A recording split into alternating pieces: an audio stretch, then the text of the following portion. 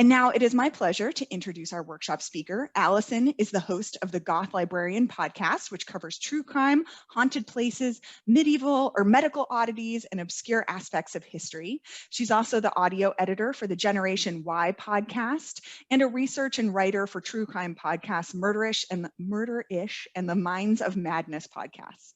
And aside from her pod life, her hobbies include dyeing her hair wild colors, which makes us sisters in hair dye, watching horror films, daydreaming about Victorian London. And Allison used to be a New York native, but currently lives in the Kansas City area with her 2 cats and is surrounded by spooky decor year-round. So we're glad to have her in her natural habitat of the Halloween season. So everybody, please give us a welcome to Allison. Hi, everyone. How's everyone doing? All right, so I'm going to share my screen. And if you have any questions while I'm presenting, you can feel free to type it in the chat, or if you want to use the raise your hand function and speak directly into your microphone, then you can ask it audibly. Can everyone see my screen? Okay, perfect.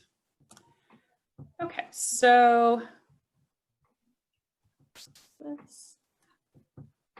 all right, so we went over all the side things that I do. Hosting my podcast definitely involves researching, writing, recording, and editing. So I do all the things for that. For Generation Y, I do sound editing, which includes taking out gaps in conversations, taking out background noises, and the researching and writing aspect that I do just involves looking at a million different sources, making sure they're good sources, and composing it into a script. Usually the scripts are about 10 to 15 pages. Okay, things to consider before you get started if you're looking to start a podcast. So one of the things you should definitely think about is a show topic. It can be gaming, books, true crime. Really, the sky's the limit. In terms of your topic, you could do a fan-based podcast and you'll have a built-in audience. So let's say you want to do a podcast about apocalyptic films or a certain PC game. That would attract people who automatically like those things. And also another thing to think about is if the genre of your podcast is really oversaturated, like say true crime is a huge one right now. You want to think about what would make your podcast stand out. A little story here. I went to a podcast festival and sat down with a fairly big name podcaster, told him about my podcast idea before I had even started it. And he asked me, what would make your podcast stand out? And at first I was a little taken aback by that question, but in retrospect, it was a really good thing to think about, because why should someone listen to your podcast over someone else's? And then another thing you should think about in terms of your show topic. Oh, I already covered that. Okay, sorry. So in terms of another thing you should think of is naming your podcast. And you should search all of the different apps like Stitcher, iTunes, Spotify, and see if your name is already taken. You should also Google the name that you're thinking of using and see what comes up. And then in addition, you should also try to choose a name that reflects the topic that you're choosing to cover. Now, sometimes that can work in your favor and sometimes it can work against you. For example, Generation Y, Minds of Madness, Sword and Scale, those podcasts are true crime. They don't have crime in the title. And initially that might have worked against them because people were like, I have no idea what this podcast is about. But now most true crime podcasts have crime in the title. So that makes them stand out now. So that's just something to consider. And then, another thing you should also think about is your cover art. because you're going to need to come up with a thumbnail for the different apps that you use. And there's very specific sizing requirements for Twitter and also any kind of hosting service that you use. I'm not the best in terms of graphic design, so I actually had another podcaster who was helping me start my podcast, and he had avid listeners that were just like, oh, your friend's starting a podcast, let me design something for her. So definitely count on your friends to help you out with that if you're not big on graphic design. And then also you want to think about, does your cover art encompass your show's theme? Is it really busy? Can you pick out the name in your cover art when people are flipping through, Stitcher? Can they identify, what to look for in terms of if they're just searching your podcast, how to find it? Okay. So moving on, I wanted to talk about scripted versus unscripted, very hot topic in the podcasting world. So scripting obviously does require an extra step, a little bit more time. But one of the difficulties of having a script is you don't want to sound like you're reading, because it'll just sound really unnatural, kind of like you're lecturing your listeners. And that's not really a fun listening experience. Also with the scripted podcast, it's easier to edit later because you can go into your script and find the point that you want to edit and say, maybe I don't like the way I said this. You could re-record it. Also, writing scripts requires a lot of research ahead of time, so there's a bigger time investment. And then the other thing about a scripted podcast is you need to be a fairly decent writer or hire someone who could write for you or have someone volunteer to write for you, but they also should be conscious of like your natural voice, like how you would say something. In terms of an unscripted podcast, if you're like me and you kind of stumble on your words, you might not want to try to go unscripted. But if you're working with someone else, like let's say you have 2 or 3 hosts working with you, then it's really difficult to have that be scripted. So if you have a really natural speaking pattern with your co-host, then it might just be easier to have it unscripted. It's also quicker to record because you don't have to write a script ahead of time. And so, I mean, there's benefits and there's pros and cons to being scripted and unscripted. It's really a personal choice. And you can give it a shot with unscripted, but having an outline is always a good plan, just to not lose your place in what you're talking about.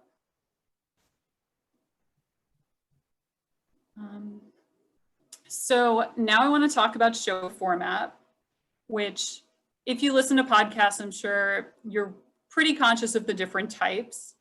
There's conversational, like My Favorite Murder, This Podcast Will Kill You, Teen Girl Talk. Those are really kind of, the way I think of them is 2 friends in a room having a conversation and you're a fly on the wall and they're talking about a specific topic.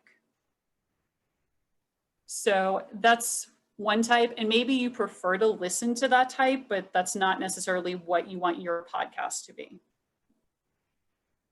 Then there's interview style, which if you have friends that are willing to come on your podcast, that's a good option for you. I personally have tried to get friends to go on my podcast, and a lot of people are microphone shy and just not comfortable. So some examples of those are Curious with Josh Peck, Spycast, which I didn't even know existed, but it's from the International Spy Museum, which is kind of cool. And then Sci-Fry is, it's only on Fridays and they cover a scientific topic. With interview style, that's the most common when there's a celebrity host. So if you have friends that are really well-spoken or have something to contribute to the topic that you choose, that could be a good option for you.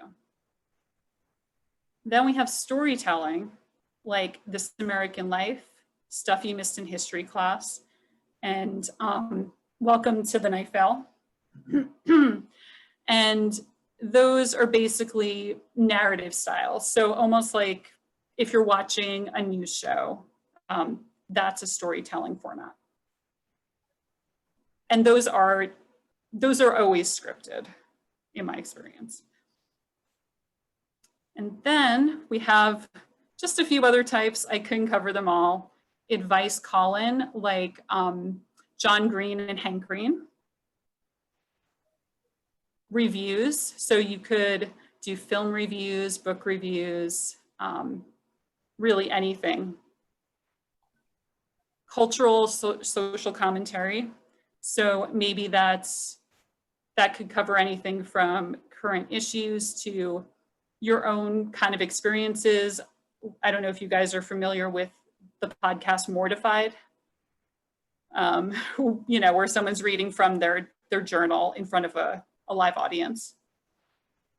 And sports and more. So really anything you could possibly think of, there's a podcast for.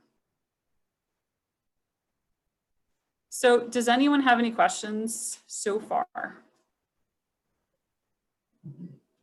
Feel free to put them in the chat if you don't want to answer verbally. How do you combine formats? Because like a lot of podcasts I listen to like combine maybe like a storytelling and interview format. Yeah, that's definitely, yeah, you don't have to stick to a specific format. There's definitely a lot of crossover there. For example, also, you know, if it's their general format is reviews, they might have a guest from the film they're reviewing, if, you know, if they happen to have those kind of connections. Does anyone have anything else before we move on? Okay, so you have your podcast name all picked out. You know what topic you're covering. Next, we're going to move on to equipment. So microphones and mixers. And just a side note, expensive does not always mean better. I know some big name podcasters who definitely don't use multi-$100 microphones and, you know, feel like the slightly cheaper microphones sound even better. So that shouldn't limit you.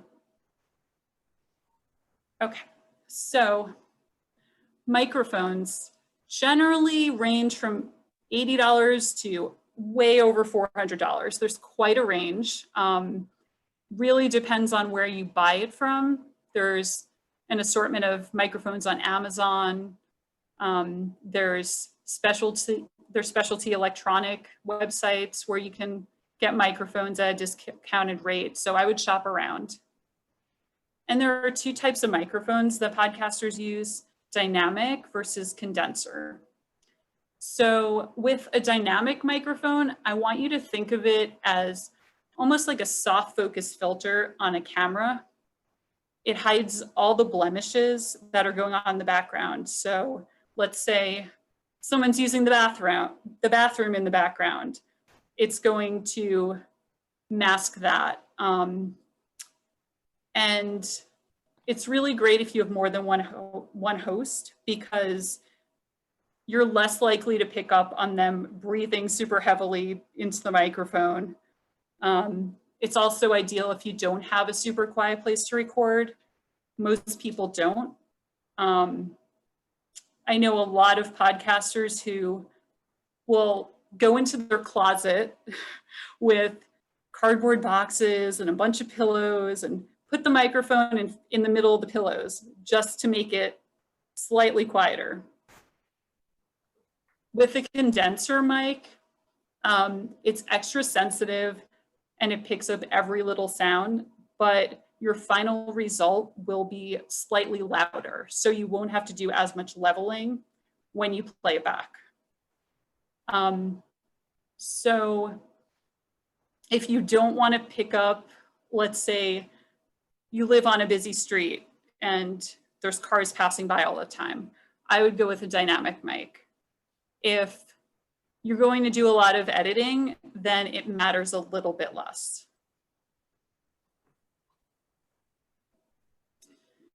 So the most popular USB mics for beginner podcasters is the Blue Yeti. And I say 150-ish because, like, again, I'm sure you can find it cheaper, especially if you don't care about having the latest model of that microphone. You could probably save anywhere from $50 to $100. A dynamic mic that's popular for beginners is the Rode Pod mic, and that's within the same price range. So it's really your choice about which type of microphone you want to go with.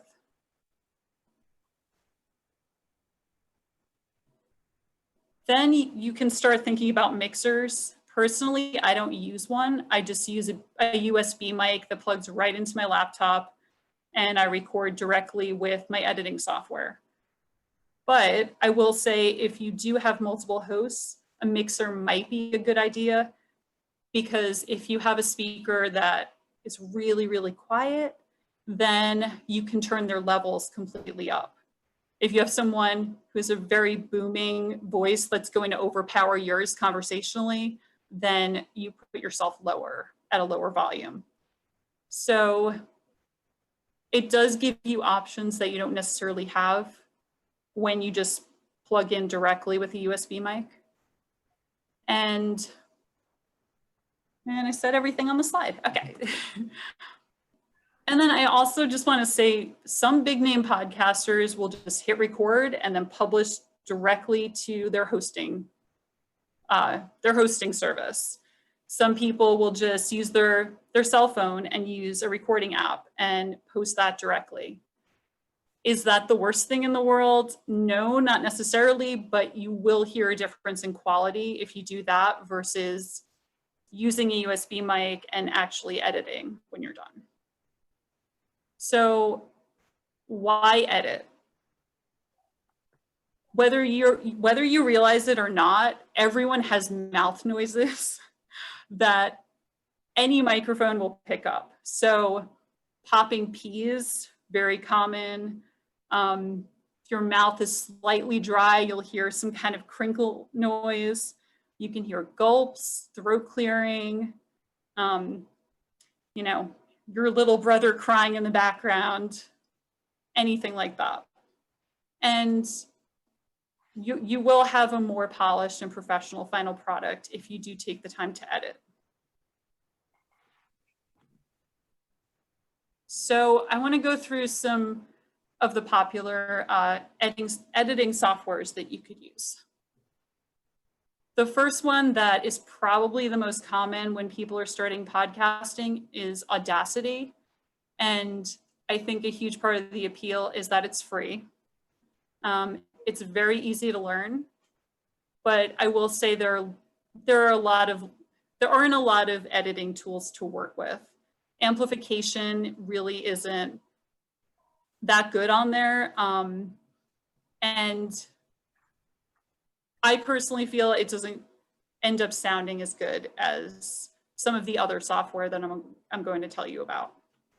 But if you're going to just try out editing for the first time, because it's free, I would suggest just giving it a try and seeing if you like it. I mean, it's all about personal preference in terms of how the editing software, you know, works and how compatible it is for you. So Adobe Audition is what I use. It costs $22.80 a month, and that's with an annual subscription. So if you weren't going to commit to a year, it's going to be slightly more. And it's a very user-friendly interface, easy to use. There's multi-tracking capability, which is what you would use if you had multiple hosts, or if you were recording remotely. So let's say you're recording from home, excuse me, you're recording from home and your host is recording from their home, and you need to splice the two files together. Audition makes that really easy. And as I said earlier, you could plug your USB mic into your computer and just hit record directly right here into Audition. And I don't know, to me, that's kind of reassuring that you can like see the sound waves as you're recording, so you know it's actually recording. You don't have to worry, oh my goodness, did I just spend 45 minutes and it didn't work? The other thing is you do have access to Adobe Creative Cloud, which essentially saves your files if for whatever reason they get wiped off of your computer. And another good thing about it is it's compatible with Apple and PC. Next, we have GarageBand, which I'm sure a lot of you are familiar with. It's free on Mac or iOS, and it's considerably user-friendly. I would say it's a slightly more polished result than Audacity, but GarageBand was made for recording music. So again, not as much functionality for podcasting as Audition potentially. It does have multi-tracking capability, but not as many like options to adjust different things, to create spaces, stuff like that. Then you have SoundForge Pro, which is a one-time fee. So that's a benefit because you don't have to worry about a monthly or annual fee. It's compatible with Apple and PC, and it's very similar to Audition. It is intended more for mastering, so post-editing, but it works fairly well as a basic editor. Does anyone have any questions before we move on?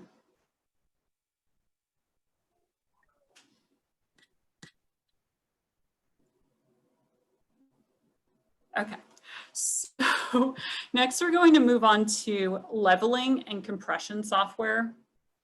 And the one that I use is Alphonic. It's free for 2 hours of process audio per month. Otherwise, it's $11 per month for 9 hours of process audio. So there are some limitations. And it's really easy. This is, as you can see, this is the interface. So you would just take your file and drag it into this window. And generally, the 16 LUFS setting is what you would leave it at. And what it does is it amplifies everything in what you just recorded. So if there was some mumbling or someone said something and trailed off, it would amplify it, not to a perfect degree. You might still have to amplify it a tiny bit after, but it makes it so that everything is just more consistent. I don't know if any of you ever listened to a podcast where you have to really turn your volume way up because the person is just so quiet. So this software kind of avoids that.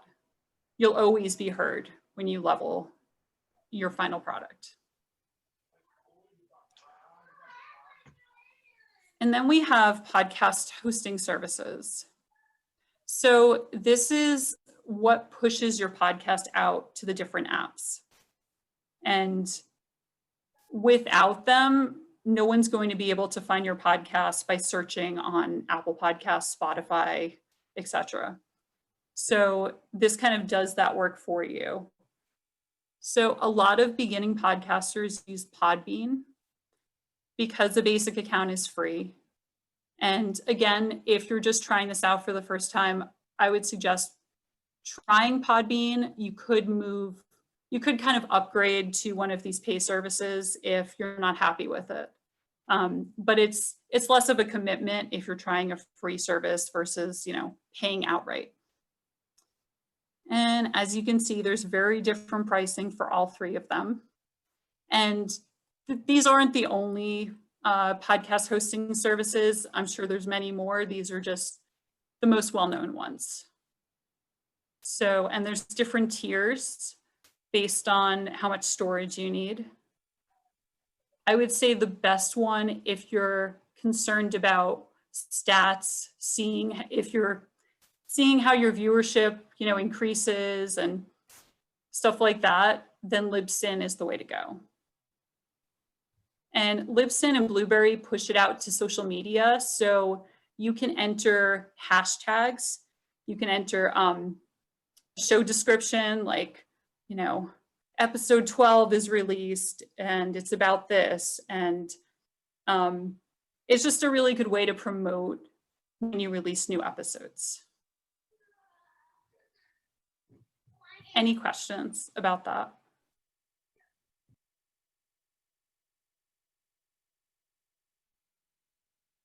Okay, so we're going to talk about monetizing your podcast. And there are several ways you can do that. You could do crowdfunding through Patreon. I'm not sure if you guys are familiar with that. A lot of podcasters, actors, models, celebrities use Patreon, and there's different tiers. So they set the tiers. If, let's just say hypothetically, you're a podcaster and you set your Patreon at $2, you get an extra episode a month. $10, you get a free t-shirt, stuff like that. Then there's also Kickstarter, Indiegogo. Those are more just donating money than actually getting anything back necessarily, if that makes sense. Advertising is also a way to make money. So if you have a friend who has an Etsy business or something, and they want to buy an ad spot at the beginning or middle of your podcast, they can pay a certain amount and you'll run it a certain amount of times, and you just negotiate, how that's going to work. And then there's also merch. You can make t-shirts, mugs, stickers, masks if you want to. And t-shirts are also a really great way for people to help you promote your podcast. I've had listeners buy a t-shirt for my podcast and then post a picture on Instagram and tag me, and then I repost it. So it's just a way to generate interest with people that you aren't normally reaching, through normal means. And then lastly, I just wanted to cover what I use. So I just use a PC laptop. I use a dynamic mic, Audio Technica, and I paid way more because I got the newest model when it came out. But it seems that the newer models that they're releasing are way less money. I do have an annual subscription to Adobe Audition, and headphones are also really important. Noise canceling ones are ideal, especially if you're editing around, your family members or pre-COVID in a busy coffee shop or something like that. As I mentioned, I use Alphonic to amplify what I recorded. And then I have Libsyn Classic, and they archive your past episodes so that you have more storage space.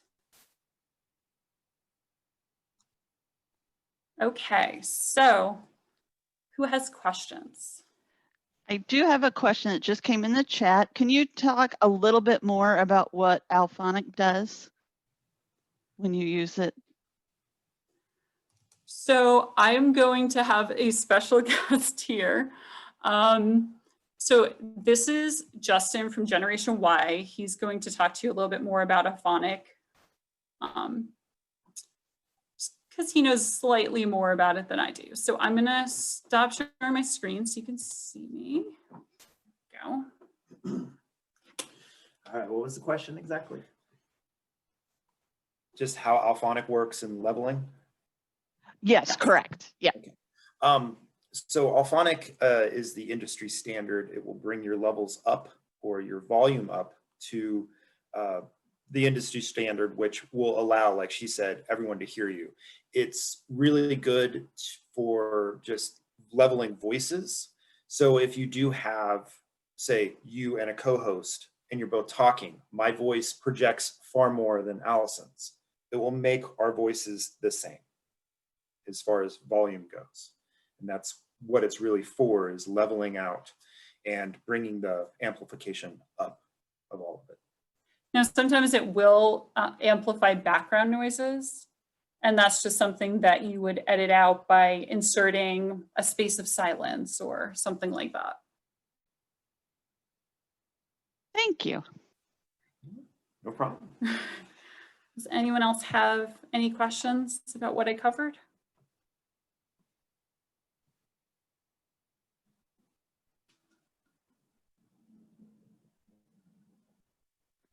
Okay, I have another one that came in the chat. Do you have any tips for figuring out an editing style like music, sound design, etc.?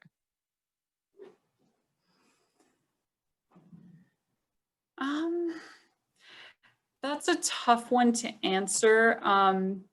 So in terms of music, if you have any friends that create music, that could be an option. I actually, for my intro, I used just like a basic beat and rhythm that I made on GarageBand like 10 years ago, and just kind of like layered over that. And then, you know, some podcasts use music.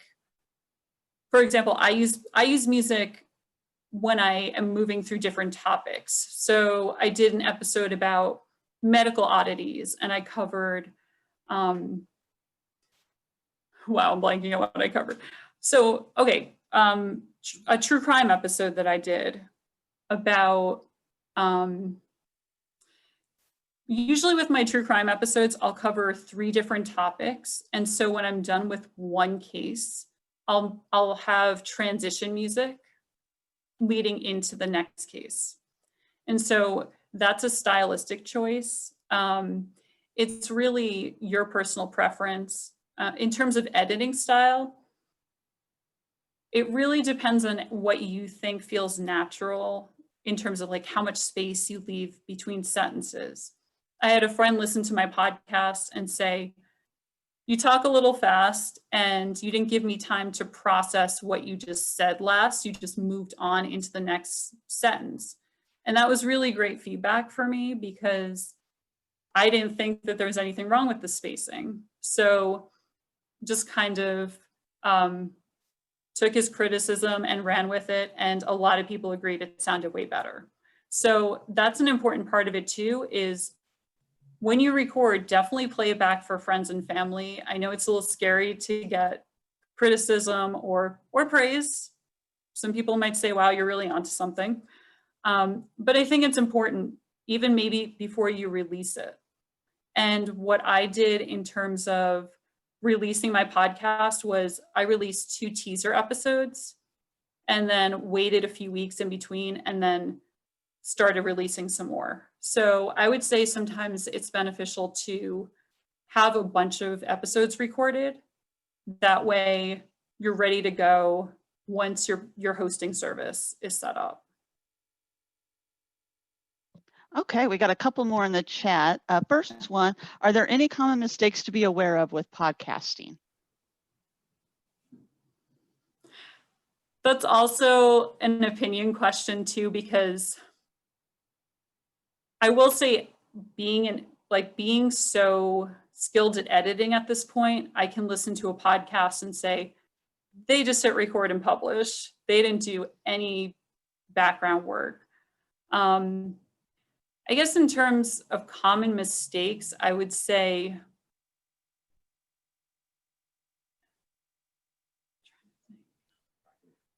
yeah, you have some, okay. Major mistakes are your graphics have to be set to a specific specification, and iTunes will kick you out or unpublish your episodes if your graphics are too big or not within the their standard.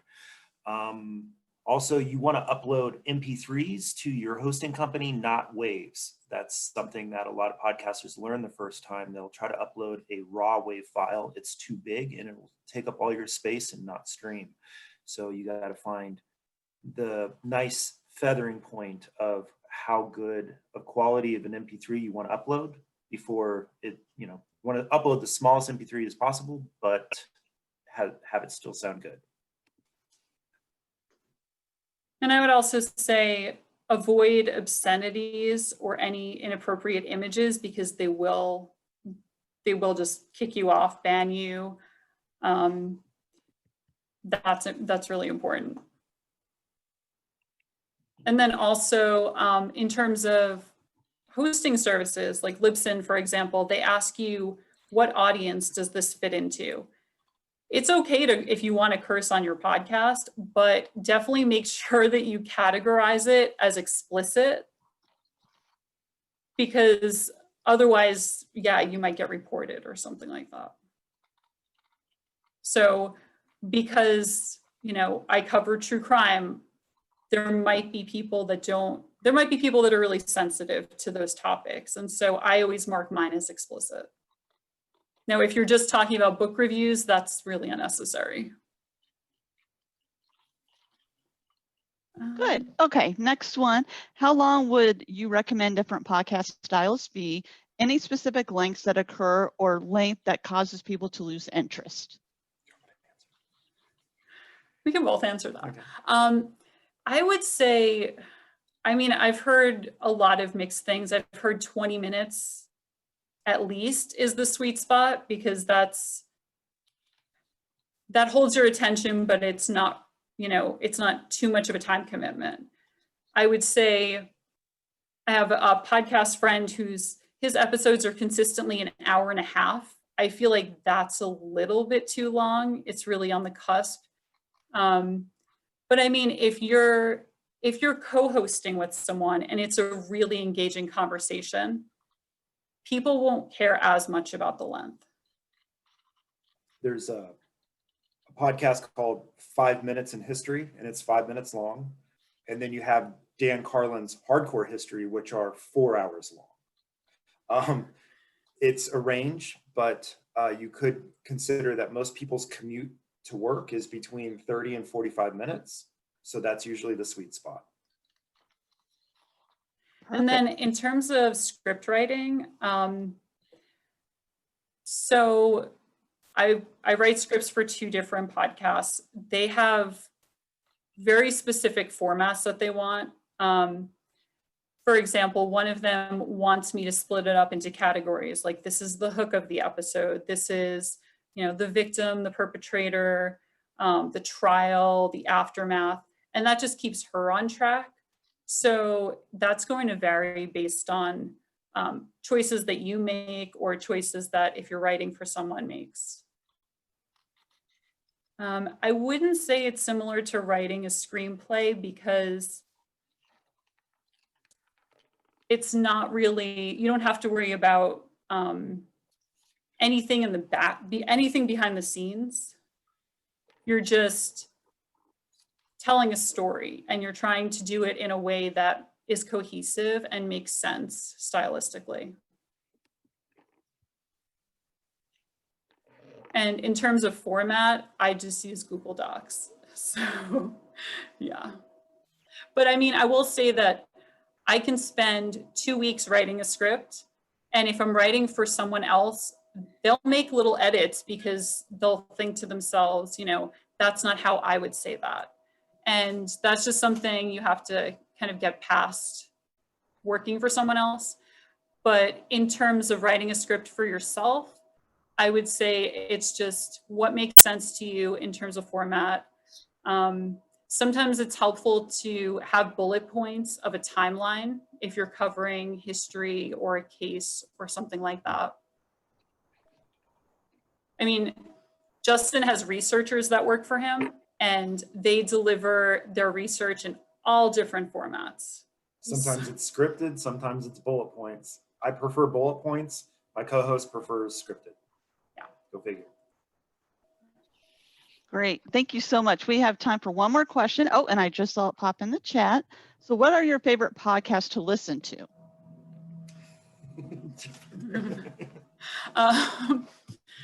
I love, I'm a big fan of, excuse me, I'm a big fan of Stuff You Missed in History Class. It's such a hard question because it's like someone asking your favorite song. So I like American Hysteria. There's a few I listen to that I don't feel I should mention right now. But I listen to Generation Y. I listen to the ones I write for just because it's really exciting to hear the final product when you've worked so hard on a script and just hear it come together with, you know, the host's ads and just her delivery of, and knowing that you wrote those words. So yeah, those are the ones I can think of right now. And just, can we sneak one more in? Yeah. One more question. If you're doing interviews, how do you pick and choose what anecdotes to insert? I'm in a Zoom meeting. Leave. So that's where I would say you record the whole thing and then you listen back and decide, does this make sense to keep? Does it follow up on a conversation that we already started, or is it kind of out of left field? You know, sometimes if you're really good at doing interviews and kind of just improvising, maybe someone you're interviewing says something that, you know, throws a light bulb off in your head, you might think of questions on the fly. I'm more of a person that needs to feel prepared and have a list of interview questions. So I guess once you get started, you'll get a better sense of what your listeners enjoy hearing. And I think that's also an important thing. You know, make sure that you have some kind of social media page for your podcast so people can write in and give you some kind of feedback. And they might even have topic suggestions for your next episode. So.